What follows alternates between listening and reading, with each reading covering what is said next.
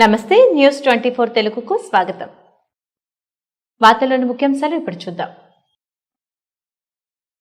రాష్ట్ర ముఖ్యమంత్రి వైఎస్ జగన్మోహన్ రెడ్డి మీద అభిమానంతో ప్రజలు వైఎస్ఆర్ కాంగ్రెస్ పార్టీని గెలిపించబోతున్నారని ఏలూరు ఎంపీ కోమటి శ్రీధర్ బాబు అన్నారు. చింతలపూడి మండలం ఉరలగూడెం పంచాయతీలో వైఎస్ఆర్ కాంగ్రెస్ పార్టీ అభ్యర్థి ఖమ్మం విజయరాజు, కారుమూరి సునీల్ కుమార్ యాదవ్ పరిచయ కార్యక్రమం నిర్వహించారు.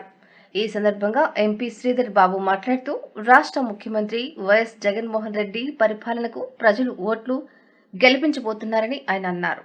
ఈ సందర్భంగా ఎమ్మెల్యే అభ్యర్థి ఖమ్మం విజయరాజు మాట్లాడుతూ రాష్ట్ర ముఖ్యమంత్రి వైఎస్ జగన్మోహన్ రెడ్డి పరిపాలన అందించి ప్రజల గుండెల్లో చిరస్థాయిగా నిలిచిపోయారని, ప్రజల అభిమానమే గెలుపుకు నాంది అని ఆయన అన్నారు. ఎంపీ అభ్యర్థి కారుమూరి సునీల్ కుమార్ యాదవ్ మాట్లాడుతూ వైఎస్ఆర్ కాంగ్రెస్ పార్టీ నాయకులకు, కార్యకర్తలకు అండగా ఉంటానని భరోసా ఇచ్చారు.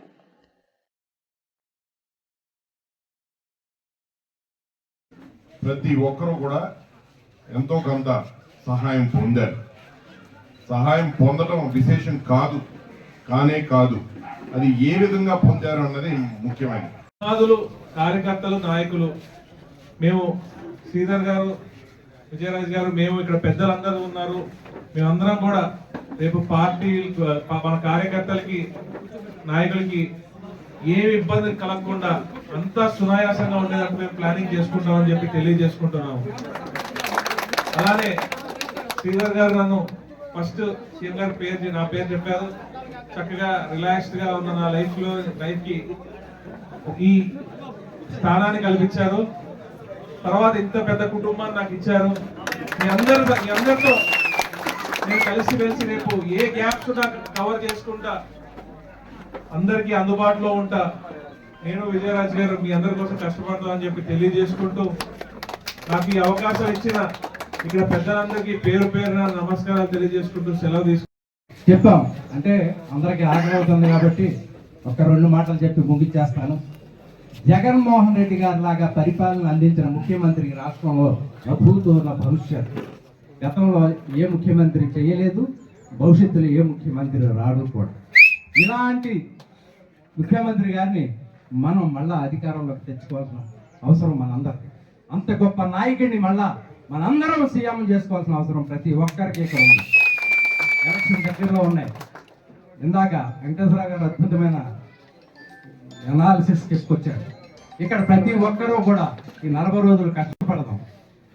ఎవరి బూతుల్లో వాళ్ళు చక్కగా గతం కన్నా ఎక్కువ మెజారిటీ తీసుకొద్దాం, కష్టపడదాం, పనిచేద్దాం. మన అందరూ అధికారంలోకి వచ్చిన తర్వాత నేను ఒకటే చెప్తున్నాను, శ్రీధర్ గారి లాగా ఆయన్ని ఆదర్శం తీసుకుని, ఆయన్ని స్ఫూర్తి తీసుకుని, ఆయనలాగా నీతి నిజాయితీతో పనిచేస్తారని మాత్రం ప్రామిస్ చేస్తున్నాను.